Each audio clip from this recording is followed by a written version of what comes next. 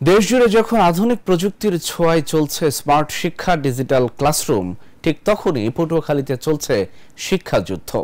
বছরের পর বছর ধরে টিনের ঘরে বন্দী হয়ে পড়াশোনা করছে শত শত কোমলমতি শিশু। অসহ্য গরম, অস্বাস্থ্যকর পরিবেশেও থেমে নেই তাদের শেখার চেষ্টা। পটুয়াখালী থেকে মোহাম্মদ জহিরুল ইসলামের পাঠানো তথ্যচিত্রে ডেস্ক রিপোর্ট। পটুয়াখালী সদর উপজেলার পশ্চিম শারিকখালী সরকারি প্রাথমিক বিদ্যালয়। বাইরে তপ্ত রোদ, ভেতরে যেন আগুনের চুল্লি। এই টিনশেডের ভেতরে চলছে পাঠদান।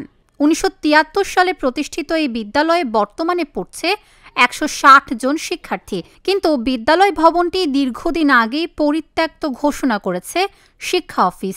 নতুন ভবন না থাকায় বছরের পর বছর এভাবেই চলছে পাঠদান। আমাদের স্কুল অনেক পূর্বের স্কুল, কিন্তু এই স্কুল অনেক ঝুঁকিপূর্ণ। আমরা বারবার ডিপিও বহুত অফিসারের কাছে আসলে আমরা বলি, ঊর্ধ্বতন কর্তৃপক্ষের কাছে বলি, কিন্তু আজ পর্যন্ত কোনো আমরা কিছু পাইতেছি না। আমাদের বিল্ডিংটা তো পরিত্যক্ত বিল্ডিং, ওখানে তো একেবারেই ঝুঁকিপূর্ণ আমাদের জন্য বসা। যার জন্য হচ্ছে আমাদের এই টিনের রুমের ক্লাসে 3টা ক্লাসরুমে দুইজন টিচার আমাদেরকে বসতে বলা হয়েছে আর কি। আমরা ছাত্রছাত্রী নিয়ে মহাবিপদে আছি।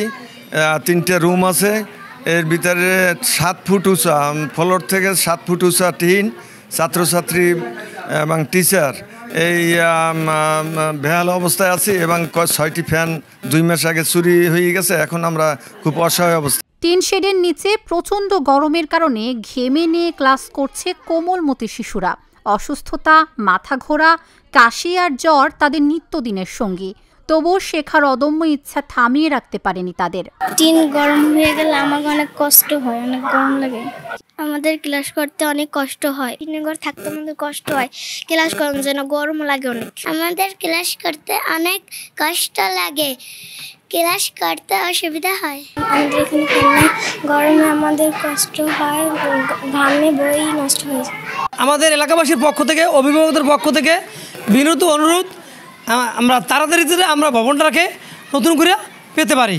আমাদের ছেলে সন্তানগুলো ঠিকমতো বসবাস করতে পারে, যে শিক্ষকগুলো যে তাদের দপ্তরিক কাজগুলো একটা বসে কাজ করতে পারে, আমাদের এটাই অনুরোধ। শিক্ষকদেরও কষ্টের শেষ নেই। নেই আলাদা অফিস রুম, নেই পর্যাপ্ত জায়গা। তবুও তারা লড়ে যাচ্ছেন প্রতিদিন শুধুই শিক্ষার্থীদের উজ্জ্বল ভবিষ্যতের জন্য। ছাত্রছাত্রীদের নিয়ে আমাদের থাকতে হয়।